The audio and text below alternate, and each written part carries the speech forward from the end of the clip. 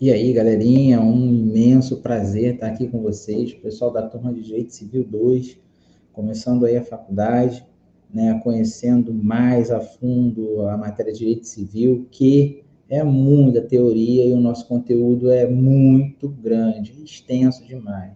Porém, vamos tentar trazer aqui as questões mais práticas de uma forma mais dinâmica para vocês passarem a assimilar melhor esse conteúdo.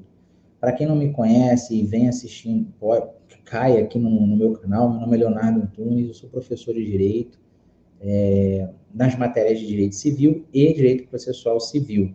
Nesse semestre, eu estou lecionando Processo Civil 3, estamos criando uma playlist aqui no canal de Processo Civil 3, já tem uma playlist de Processo Civil 1, tem uma de Direito Civil 4, e tem outras matérias também, mas agora estamos construindo uma playlist de Direito Civil 2, né, com essa turma maravilhosa aqui do estado de Rondônia, na cidade de Porto Velho.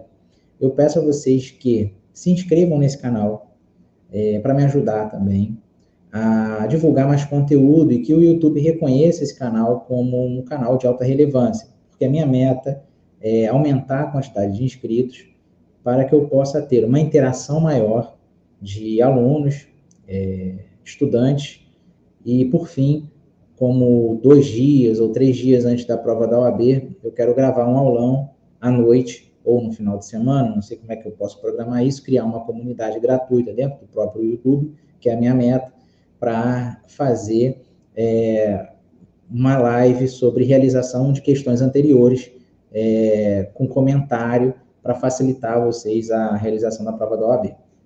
Para quem me acompanha aqui no canal já, que me manda mensagem, porque eu coloco o telefone de suporte aqui na descrição do vídeo, que acompanha para poder estudar para a OAB, continuem acompanhando. Agora, esse material de Direito Civil é material novo, eu não tinha preparado, eu estou preparando agora. O material que eu tinha é muito antigo, então não estou nem considerando, estou criando, mas eu estou criando esse material à luz da prova da OAB.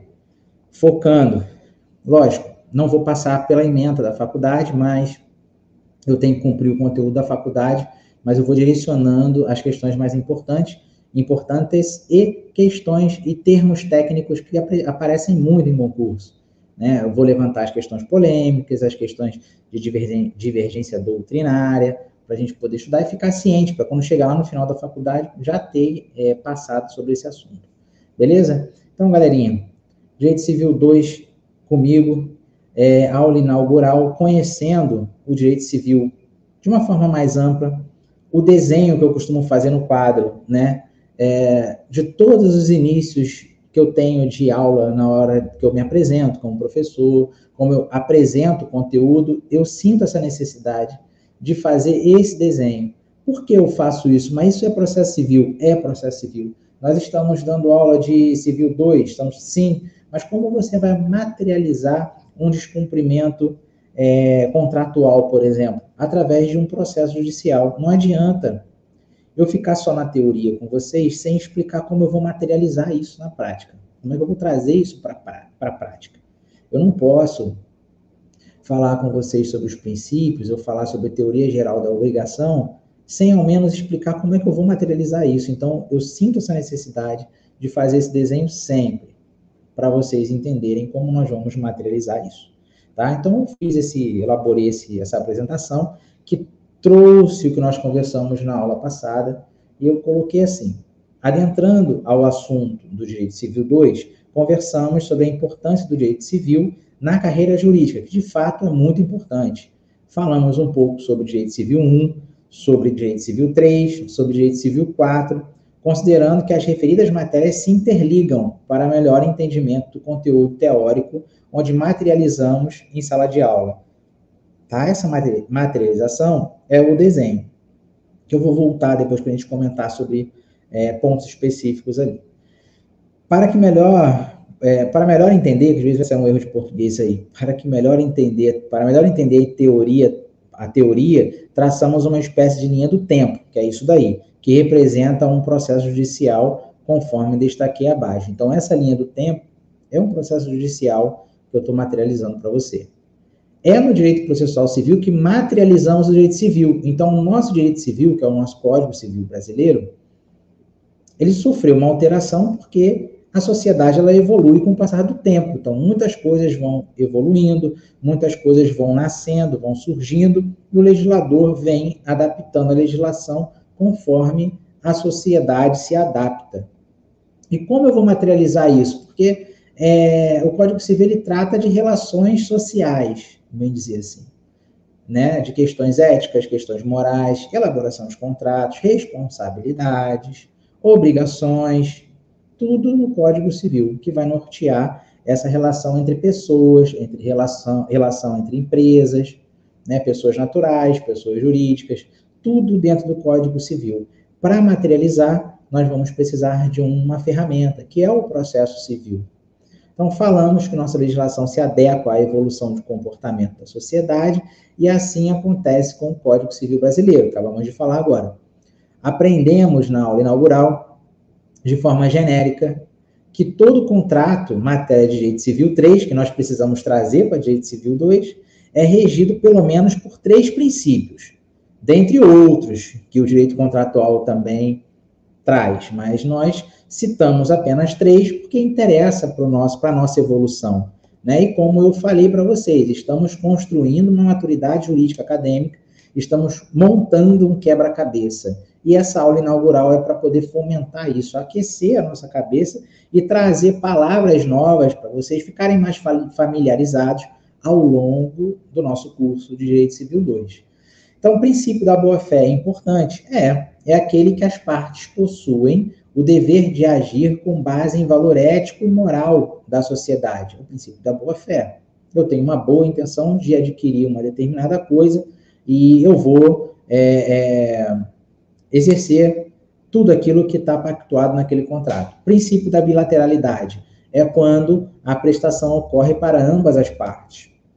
O princípio da pacta sunt servanda, que eu falo em toda a aula inaugural, a importância desse princípio, que é um termo latim, cuja origem vem do direito canônico, significando a segurança jurídica pela vontade manifestada no momento da celebração dos termos. Em outras palavras, podemos dizer que o contrato faz lei entre as partes. Então, tudo aquilo que é pactuado no contrato é a materialização da vontade das partes, né? Então, quando se materializa a vontade das partes, essa materialização ela é elaborada e descrita no contrato através de normas dispositivas, que são as cláusulas contratuais, ressaltando a importância da inclusão de uma cláusula chamada cláusula penal para resguardar o contrato com a segurança jurídica.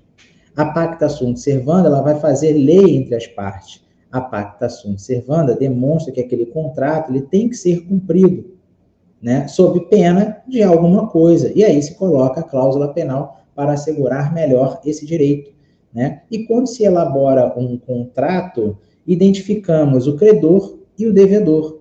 E aí gera-se as obrigações, que é a nossa matéria de Direito Civil 2. Então, por isso que é importante dar um pulo para o 3 e voltar para o 2. Então, obviamente que os contratos possuem outros princípios, mas falamos apenas de 3, os acima, que nós citados acima, pois são importantes para fazer a ligação com a nossa matéria de Direito Civil 2. Né? O Direito Civil 2 é igual ao direito das igual ao direito das obrigações, é o direito das obrigações. Está previsto nos artigos 233 até o artigo 420, todos do Código Civil. Na próxima aula, nós vamos falar sobre a teoria geral das obrigações, tá? A nossa ementa ela é muito extensa, mas eu vou dar uma mexida ali para poder sintetizar melhor o nosso estudo. Nós vamos falar sobre todo o conteúdo, tá? E vamos começar com a teoria geral das obrigações. Vamos identificar as obrigações. E aí, ao longo, nós vamos entrar no Código Civil. Tá? Eu acredito que na próxima aula não vamos começar a falar sobre os artigos, mas ao longo do curso vamos começar a abrir o código, debater, marcar artigo, materializar, ter uma leitura para poder identificar determinados sentidos que o artigo passa para a gente, porque às vezes lendo o artigo a gente não vai entender nada. Então, com uma orientação de uma pessoa mais antiga, que é o meu caso, eu vou dar um direcionamento para vocês, tá? Conversamos em sala de aula da importância da inclusão da cláusula penal em qualquer tipo de contrato em razão de eventual descumprimento. E falamos também que é indispensável inserir a assinatura de duas testemunhas nos contratos, já pensando em sua força executiva. A execução de um contrato não é a nossa matéria, tá? Não é a nossa matéria porque isso daí já é processo civil 3. Eu estou ministrando processo civil 3 na turma de segunda-feira.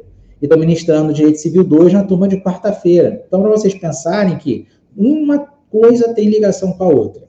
Nós vamos criar uma playlist aqui no YouTube sobre processo civil 3, que é importante vocês assistirem às aulas. Como vocês estão dentro do grupo de direito civil 2, todos já estão inscritos na comunidade. Então, todo o material de processo civil 3 que vai materializar a execução de um contrato de civil 3, com base nas obrigações do civil 2, vão ser postados os vídeos lá na comunidade, vocês vão receber cada um no seu celular de forma individual. Mas o nosso grupo de civil 2, a gente vai debater conteúdo, material, tirar dúvida, tudo tranquilo. Então, vocês vão estar bem completos aí na questão dessa matéria, tá bom? Então, vimos que todo contrato gera direitos e obrigações, que é a nossa matéria, além das prestações, e também gera responsabilidade, tá bom? Citamos algumas obrigações, tais como de dar, de fazer, de não fazer, e essas espécies de obrigações trataremos mais adiante com exemplos práticos. Nosso material vai avançar. Conversamos sobre a relação obrigacional para que atingíssemos o conceito de título executivo extrajudicial para, em seguida, chegarmos ao título executivo judicial. Por isso, fizemos o desenho acima para ser mais bem detalhado na explanação, nessa explanação por vídeo, que é isso aqui que nós vamos fazer agora. Para elaborar uma petição inicial, temos que conhecer princípios e requisitos do estudo do processo civil 1. Comentamos sobre 3 princípios da inércia do judiciário, somente a parte poderá iniciar o processo, princípio da ampla defesa, que é aquele da parte de utilizar todos os meios de provas e recursos para atingir o seu direito, princípio do contraditório, que é a participação das partes durante todas as etapas processuais, tendo como garantia constitucional de se manifestar após cada ato da parte contrária apresentado no processo judicial. Esses 3 princípios nós não vamos focar, porque não é a nossa matéria, mas eu preciso tocar nisso por alto e colocar aqui para vocês verem que no momento do nosso material, quando estiver rodando, e a gente vai trazendo exemplos práticos através do processo judicial, vocês têm que saber que esses princípios existem, não só esses, são outros, mas basicamente isso daí para poder virar a chave na nossa cabeça, a gente poder entender melhor como é que vamos materializar o descumprimento de um contrato, o descumprimento de uma obrigação. Tá? De forma geral, citamos um exemplo de contrato de compra e venda, nós falamos também de locação, conhecemos a estrutura, a força executiva com uma explanação detalhada sobre materialização da sua cobrança. E aí nós falamos de título executivo judicial, né, que é aquele realizado na presença do Poder Judiciário, e eu dei um exemplo de sentença. Falamos também sobre título executivo extrajudicial, que é aquele elaborado entre as partes, e falei que o título executivo extrajudicial ele é realizado inter partes, uma relação horizontal, sem a intervenção do poder público, que recomendamos a assinatura de 2 testemunhas para trazer uma força executiva naquele contrato e assim termos um tempo mais curto para atingir o nosso objetivo, que é o da prestação, que é o pagamento da dívida. Então, nós citamos o exemplo de compra e venda e falamos também sobre contratos de locação. Não podemos esquecer que o título executivo ele tem que ter 2 testemunhas, a gente acabou de falar aqui. Então, vamos fazer uma demonstração da obrigação de pagar, objeto de um suposto contrato, em um título executivo extrajudicial, onde iremos comentar com o vídeo, que é aqui a nossa matéria. Eu falei também sobre... E quando esse contrato ele dá certo, né? Porque nós falamos sobre dívida, mas nós não falamos se ele for quitado. Ele é quitado, ele gera alguma obrigação? Nós falamos de um contrato de compra e venda de um imóvel, né? Sim, quando há o cumprimento de contrato de compra e venda de um imóvel, ele vai gerar e vai surtir novos efeitos, e aí nós vamos falar também do efeito erga omnes e da obrigação próprio terreno. A obrigação próprio terreno a gente vai estudar mais a fundo ao longo do nosso conteúdo, que já faz parte da nossa matéria, tá? O efeito erga omnes, quando se compra um imóvel, falando por alto aqui, se esse imóvel for documentado, o comprador deve levar o contrato de compra e venda quitado ao cartório para poder fazer o registro desse contrato e transformá-lo em uma escritura do imóvel, né? Um RGI, o Registro Geral de Imóvel. A partir do momento que esse comprador consegue fazer esse registro, o nome dele passa a constar nesse registro desse imóvel, ele automaticamente gera um efeito erga omnes, ou seja, efeito de lei, é um efeito que atinge a sujeito indeterminado. Por exemplo, se eu tiver interesse em saber se determinada pessoa tem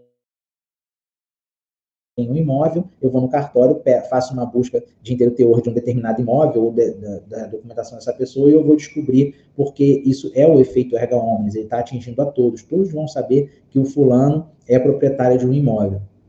E a obrigação própria terreno, que é o que nós vamos estudar mais a fundo, é a obrigação própria de um bem imóvel. Podemos dizer também que acompanha a coisa. Encontramos um conceito no sentido de que o próprio terreno ser aquela do proprietário, ou daquele que esteja da posse do imóvel. O exemplo de uma obrigação próprio terreno é o IPTU e o IPVA.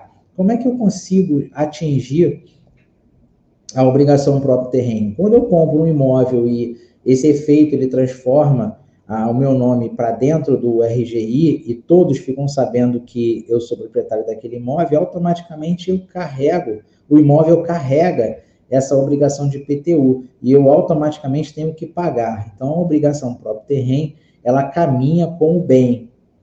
Atenção nessa rima. A obrigação próprio terreno caminha com o bem, gerando obrigação para seu comprador.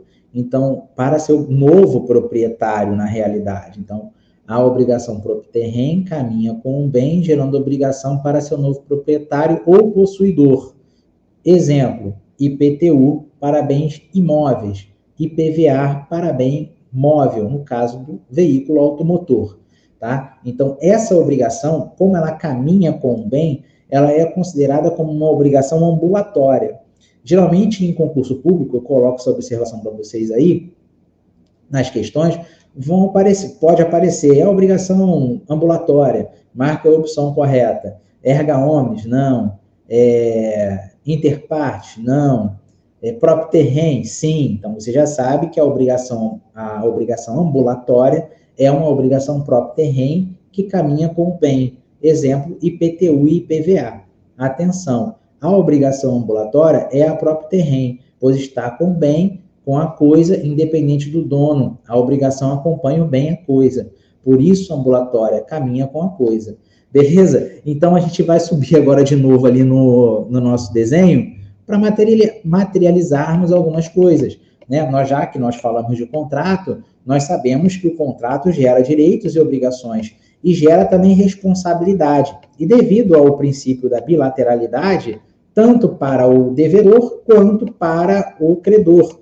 Vendedor, credor, devedor, comprador. Quando isso dá problema, comprei um imóvel, não paguei. O que o credor vai fazer? Acionar judicialmente. Se tiver o contrato com 2 testemunhas assinadas, é uma ação de execução. Elabora-se a petição inicial com todos os seus requisitos, com o preenchimento das condições da ação, se relata os fatos, colocando valores e se protocola a ação, que é o pedido da petição inicial.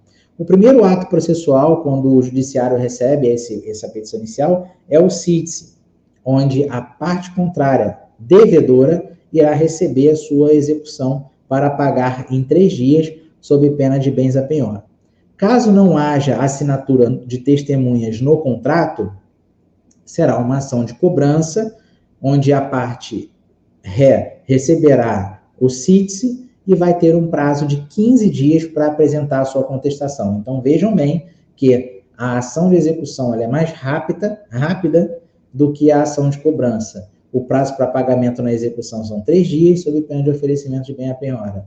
Obviamente que Se oferecer bem a penhora, o juízo fica garantido, o juízo fica assegurado, e aí abre-se prazo de 15 dias para oposição de embargos à execução, que vai tramitar em autos apartados, e depois ele vai ficar, melhor, que vai ser protocolado em autos apartados, que é através de uma petição inicial, embargos à execução, e vai tramitar em apenso, junto com o processo principal de execução. Já a ação de cobrança, não. O prazo é de 15 dias para a apresentação de contestação. Então, levando em consideração o prazo de defesa e o cumprimento da obrigação, é muito mais vantajoso orientar o seu cliente no contrato a colocar 2 testemunhas. Tá certo? Então, é isso. Então, cada contrato, ele gera direitos, gera obrigações e gera responsabilidade. Não se esqueçam que todo o contrato possui o princípio da pactação servanda, que vai assegurar a materialização da garantia daquela obrigação que está prevista no contrato. Todas as obrigações, elas são regidas pelo Código Civil. Todos os contratos geram obrigações. Então, são essas obrigações que nós vamos estudar ao longo dessa matéria. E devemos saber também que, falando de obrigação, existe a questão do pagamento, existe o inadimplemento, existe a mora, existe a execução. E isso nós vamos precisar usar esse nosso gráfico como linha do tempo para ir materializando a nossa explanação durante as aulas. Beleza? Espero que vocês tenham assimilado, tenham gostado desse conteúdo rápido, já estourando os 20 minutos, que a minha meta é nunca superar 20 minutos, mas não acontece isso. Caso vocês tenham dúvida, permaneçam com dúvida, se já tiverem tido dúvida na aula, me mandem no suporte. O telefone do suporte vai estar na descrição desse vídeo. Peço de novo que se inscrevam nesse canal para facilitar o nosso fluxo de conteúdo e estou à disposição de vocês. Aguardo vocês na próxima aula. Agradeço ao tempo dedicado. Valeu, um abraço e até a próxima.